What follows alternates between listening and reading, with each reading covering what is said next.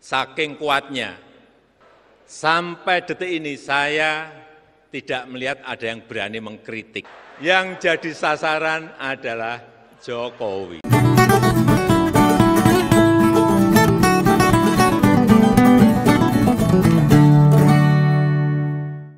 Yang namanya mantan presiden Jokowi itu makin terbongkar dan terlihat nih, jelas berbagai kepentingan politik di tahun 2029. Lo mau bagaimanapun 5 tahun lagi Gibran akan diusung sebagai capres. Aduh ngandel aja. Tidak ada pilihan lain. Memaknai manuver-manuver dia sekarang itu gampang banget ditebak. Beda sama awal karier hingga periode pertama jadi presiden rampung tahun 2004 hingga 2019 yang lalu. Kepemimpinannya sulit dianalisa untuk diarahkan punya motif politik.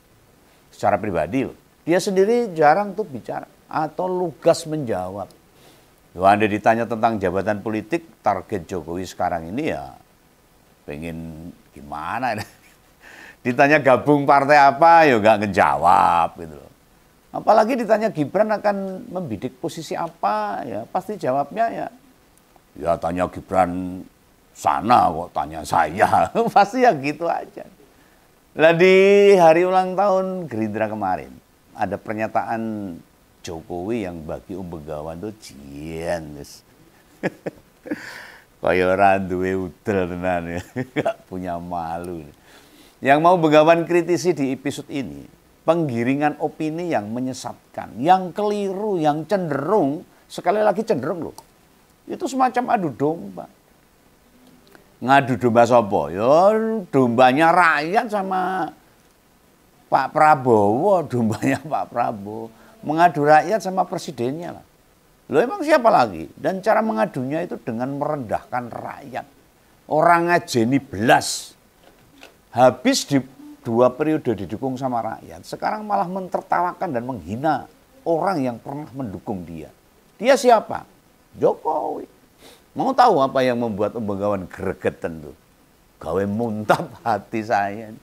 Selama sekitar 11 menit pidatonya di HUT Gerindra kemarin, ada banyak hal yang dikatakan mantan presiden mengandung kesesatan logika. Sekali lagi loh, kesesatan logika. Loh yang paling parah itu soal pernyataan tidak ada yang berani mengkritik Presiden Prabowo. Lah ini Begawan ngapain ini? Dan dia gerah dengan pengkritik dirinya. Nah, penjelasan soal ini bagi para pendukung Jokowi so marahi tensi muda. Vertigo kumat itu. Candase ini kalau itu. Iso marahi tambah pinter barang juga bisa tambah cerdas. Lah saya nggak pengen tensi munda, vertigo kambuh dan tetap nggak mau tambah pinter ya nggak usah nyimak ngompol. Tinimbang merepotkan kalian semua ya, mending diakhiri aja lah. Atau lihat TikTok yang lucu-lucu aja. Jadi gini, tentang saking kuatnya Presiden Prabowo sehingga tidak ada yang berani mengkritik, itu pernyataan Jokowi yang menjerumuskan, menyesatkan. Saking kuatnya,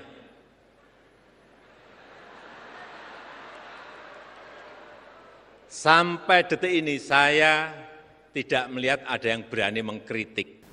Sekarang Begawan tanya deh, Miftah mundur dari jabatan utusan khusus, kenapa? Pak Menteri Desa Yadri Susanto meminta maaf karena pakai kop surat kementerian buat acara pribadi. Penyebabnya apa? Kebijakan pengalihan distribusi gas melon oleh Pak Bahlil kembali lewat pengecer. Itu desakan siapa? Termasuk berbagai teguran sekap mayor Teddy ke banyak menteri. Memang nggak ada alasannya. Kan itu efek dari suara yang disampaikan rakyat, diungkapkan publik termasuk Begawan. Kenapa tidak berani kritik? Apa namanya itu bukan kritik? Sanjungan, pujian. Apa suara knalpot mobil? Ayolah. Jangan menggiring sesuatu hanya demi kepentingan politik sendiri. Nyari keuntungan, cari celah. Atau biar Gibran tidak dianggap presiden sebagai lawan potensial 2029 nanti untuk bertarung dengan Pak Prabowo. Lu jangankan pengamat, lu. Akademisi, aktivis, seniman, budayawan. Kami ini rakyat jelajah. Gak kehitung kritik berbagai kebijakan presiden loh. Tiap hari Om Begawan juga kritik. Kalau Pak Prabowo tidak bijak dalam memberikan kebijakan, ya kami kritik. Coba ingat, batalnya PHK massal kontributor TVRI, reporter kontrak RRI. Itu memangnya atas inspirasi siapa? Dari Pak Prabowo langsung? Kan ya tidak. Itu semua desakan rakyat, termasuk anggota Dewan, DPR dan sebagainya. Lah sekarang ini di tengah-tengah hampir semua kementerian lembaga dipangkas anggarannya. Tidak ada yang protes. Loh, Pak mantan ini memang jago banget main drama. Loh, kualitas aktingnya luar biasa. Om Begawan aja yang orang teater kalah itu. Pernah bermanuvernya itu berani sekali. Iya. Om Begawan sendiri yakin kok. Jokowi itu sering nyimak atau mendengarkan ngobrol, pasti. Dan dia tahu kritik-kritik yang disuarakan pada pemerintah. Lalu Anda disebut tidak ada yang berani mengkritik presiden. Harapannya gelombang nyorot pemerintah kurang kuat, mesti lebih gede lagi loh. Lah bila perlu ini. Ada demo tiap hari itu di DPR. Demo memprotes Presiden Prabowo. Loh kalau sudah begitu, efeknya kan popularitas serta elektabilitas Ketua Umum Gerindra turun. Maunya seperti itu. Lah di titik itulah baru Gibran dimainkan. Nah sekarang waktu ini memang si Wapres tuh diminta diem lah, pasif lah. Delik saya diumpet ke. Lah situasinya masih belum memungkinkan. Nyebut Prabowo sebagai presiden terkuat di dunia. Itu ya emang kepentingan pribadi presiden ke-7 itu. Susah nyelinap atau nyisipkan Gibran dalam pidatonya susah. Ikut harus buat naikkan citranya. Loh masalahnya kan gagal terus. Mentok. Ketemu jalan buntu. Ngapain dia? Dilalah dinilai negatif sama rakyat. Penilaian rakyat ke Gibran itu mendung gelap bagi masa depan politiknya. Ya macam-macam lah kritiknya kepada wakil presiden. Om Begawan nangkep nih kesan ini. Pak Jokowi itu bingungi, nyari cara biar citra anaknya itu terangkat. Dan keresahan itu terlontar berbentuk nasihat buat Wapres. Waktu ada interview sama Mbak Nana itu. Jokowi kasih petuah, ojo kemajon. Nah mungkin Gibran nggak betah pasif, nggak betah diem aja. Dan dia bikin gebrakan. Nah merasa terpenjara. Namun kan mesti terhitung cermat supaya gak jadi bumerang. Malah jadi serangan ke Gibran sendiri. Makanya dia pasif. Loh, lalu sesat logika atau kalimat yang dilontarkan Jokowi itu mengandung logical fallacy. Berikutnya tentang ucapan bela dirinya yang jadi sasaran kritik. Karena kuatnya Prabowo. Lah Jokowi disasar buat kritik-kritik itu. Kok dia bisa-bisanya gak merasa malu ngomong begitu. Atau sorotan pada mantan presiden bikin dia mati kutu. Citranya saya jeblok seperti itu. Artinya kabar atau gembruduknya warga yang mau nemu dia dengan hasil persepsi publik ke Jokowi itu gak sepadan. Image atau anggapan rakyat bila Jokowi dinilai cawe-cawe itu dipercaya. Nah iya kan mengancam rencana politik buat masa depan Gibran. Loh, yang bikin Om Begawan makin belengong itu apa ya? Terbengong-bengong melongo lah. Saat Jokowi bilang Prabowo presiden terkuat. Yang jadi sasaran Jokowi itu kabeh kok ya bertepuk tangan. Ngekek sak kenceng-kencengnya pada ketawa. Loh itu yang duduk di barisan depan saat HUT Gerindra yang sejajar sama presiden. Ada ketua umum partai itu semuanya. Nah di situ Presiden Prabowo pimpinan besar koalisi dihabisin sama Jokowi kok ya gak rumangsa. Dikatakan Prabowo presiden terkuat. Ini bukan pujian ini. Ini sebuah pelecehan ini. Itu membuat Om Begawan tambah yakin ini. Ya kalian ini para ketua umum partai. Cuma jadi babu terus selama Jokowi masih eksis. Harusnya malu. Harga diri seorang ketua-ketua partai tidak ada lagi. Yang bikin tambah gak mudeng lagi, membingungkan. Prabowo di sambutannya ngomong, Kim dan Prabowo Gibran menang karena Jokowi. Loh, lah bubar dah politik awake dhewe ini. Sesuk neh orang usah do nyoblos wae nih. Presiden malah bola-balik nyanjung dan melebihkan. Menghargai satu suara Jokowi dibandingkan 58% rakyat. Dari 280 juta rakyat Indonesia yang memilih Prabowo. Lah presiden kita itu ketua umum partai gede loh. Pangkatnya wis jenderal penuh. Pernah jadi Pangkostra dan Danjen Kopassus. Bekas menantu presiden juga. Sekolah juga di luar negeri loh Pak Prabowo itu. Kekayaannya tebus triliunan. Di soal politik, lah kok nyekukruk. Gak ada rasa percaya diri sama sekali.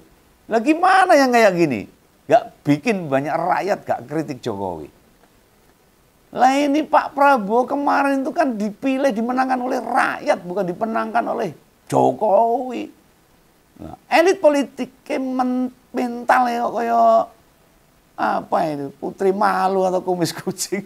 Disentuh mak krepek. Dicolek dikit mengkeret. Langsung jingkrung. Lah gimana negara ini bisa maju? Nek politisi-politisi level nasional, mantan para ketua umum partai. Orang kaya mas-mas bujangan. Kalau dicolek malahan ndodro. Langsung gemegah, tegak berdiri. Model siap tempur. Nah ini tempur untuk melawan ketidakadilan dan penindasan ke rakyat. Gimana kita nggak kritik Jokowi? Nah, semua malah nggak merasa sedang dipermainkan sama presiden dari Solo itu. Sorry aja, andai minggu depan, bulan depan, tahun depan, ngompol masih terus bicara tentang Jokowi. Apa dia lupa? Awal-awal berkuasa tahun 2014. Nek mantan presiden ke-6 Pak BY bersuara, langsung pada membalikkan omongannya Pak BY. Itu kan Mas Alip disewa itu, menstabiskan diri sebagai pakar mantan. Artinya individu yang selalu mengkritisi cara berpikir pada Pak BY yang tidak pas. Dan bapaknya Mas Alip biasa-biasa wayo, gak pernah tuh memperkarakan Mas Alip. Karena kritik membangun bagi Pak BY. Nah kenapa sekarang Pak Jokowi gak terima ketika dikritik? Gak nyaman dikritik terus-menerus. Lah gampang kok Pak. Andai sorotan ke Jokowi mau berhenti. Sudahi saja itu semua motif politik. Manuver-manuver politik yang untuk kepentingan pribadi. Lepaskan Gibran. Biar bertarung sendiri. Dan kembalilah pada rakyat kecil. Bersuara untuk kepentingan rakyat. Seperti suaramu tahun 2004. Ketika jadi wali kota sampai 2020. Nek cara hidup balik kayak dulu. Tak jamin nih kritik-kritik itu akan hilang sendiri.